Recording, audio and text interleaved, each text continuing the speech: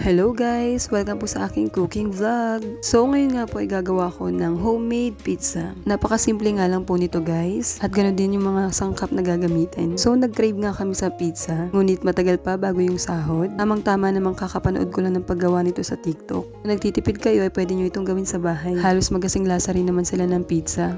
So ang kakailanganin nyo nga lamang ay tasty bread, hidden cheese or kahit anong cheese na available sa inyo, bell pepper, tomato sauce, bacon or ham. Pwede nyo rin naman lagyan ng sibuyas kung meron kayo sa bahay. Hiwain nyo lang yung bell pepper, depende sa size na gusto nyo. Syempre, bago hiwain ay hugasan nyo muna. Tanggalin yung bandang tangkay at yung mga buto. Pagka nga nalinis mo na, ay pwede mo nang hiwain sa kung anong size na gusto mo. Syempre, usually naman sa pizza, pahaba talaga ang pag-cut ng mga pepper. Kaya yun na lang din ang susundan ko. After ko nga mahiwa yung mga bell pepper ay sinunod ko naman yung pineapple chunks. Hiniwa ko nga ito na maliliit dahil pineapple chunks nga nabili namin instead of tidbits. So ganun na nga din sa cheese, hiniwa-hiwa ko na lang din ng maliliit. Dahil mga slices nga yung mga nabili namin, hiniwa ko na nga lang din siya ng maliliit kasi kung isang buong ilalagay namin, baka maging sobrang alat naman. Pero kung gusto nyo, pwede rin namang quick melt na yung bilhin ninyo. Dahil dun nga sa napanood ko, ay quick melt nga ang gamit niya. So after nga nun, ay sinalin ko na rin yung tomato sauce. Para nga pahid na lang ako ng pahid dito sa mga tinapay. At dito nga ipapahiran ko na isa-isa ng tomato sauce ng mga tinapay.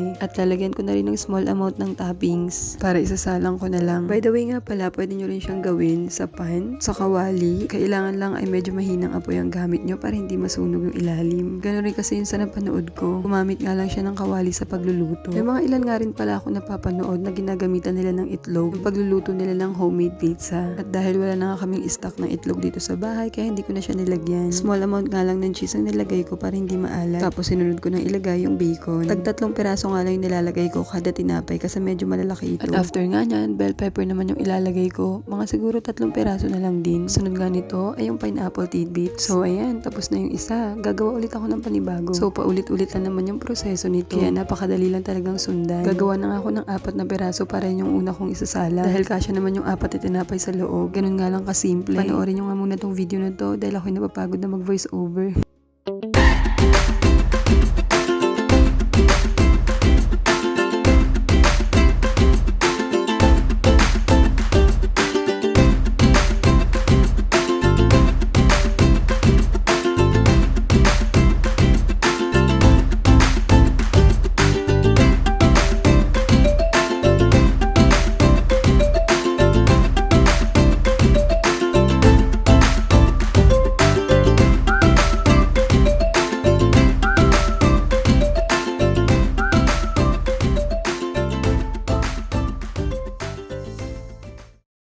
At pagkatapos nga ng ilang minuto ay natapos ko nang lagyan ng toppings yung mga tinapay. Mapapansin nyo nga na yung iba dyan ay nilagyan ko na ng buong cheese sa ibabaw. Kasi request nga pala ng kapatid ko at mahilig nga rin siya sa cheese. Sisimulan ko na nga palang lutuin tong 4. Marami-rami nga rin pala akong nagawa at iset ko lang to sa 5 minutes para maluto. So habang nag-aantay ako ng 5 minutes, syempre prepare ko na rin yung ibang mga lulutuin pa. At matapos nga ang 5 minutes ay ito, luto na ang ating unang batch. Napakadali nga lang talaga ng pagluto nito at napakabango pa. Mabilis nga lang din pala ako matapos ito kasi 4 yun na ilalagay ko sa loob. At ayan na nga, tatanggalin ko na tong 4 dito sa loob ng microwave. At para maisalang ko naman yung iba pa. At sobrang bango nga talaga at amoy na amoy pa yung bell pepper. Hindi nga lang talaga nag-melt yung cheese sa ibabaw kasi hindi ito quick melt. Pero feeling ko sobrang sarap nito. Parang sa amoy pa lang mabubusog ka na. Hawaiian flavor nga talaga ang favorite ko. Nga pala ito na yung pinaka-almusal namin ngayong umaga. Mamaya nga ay sasabayan ko na lang ito ng kape. Excited na nga ako kumain kaso marami pa akong lulutuin. At lahat nga ng batch na sinasalang ko ay sineset ko lang ng 5 minutes. At hantayin ko na nga lang matapos na lahat para makain na. At after 5 minutes nga ay meron naman ako natapos na batch. So dire-diretso na lang to hanggang matapos ako. So panoorin nyo na nga lang yung mga susunod pang video dahil patapos na nga rin ako dito.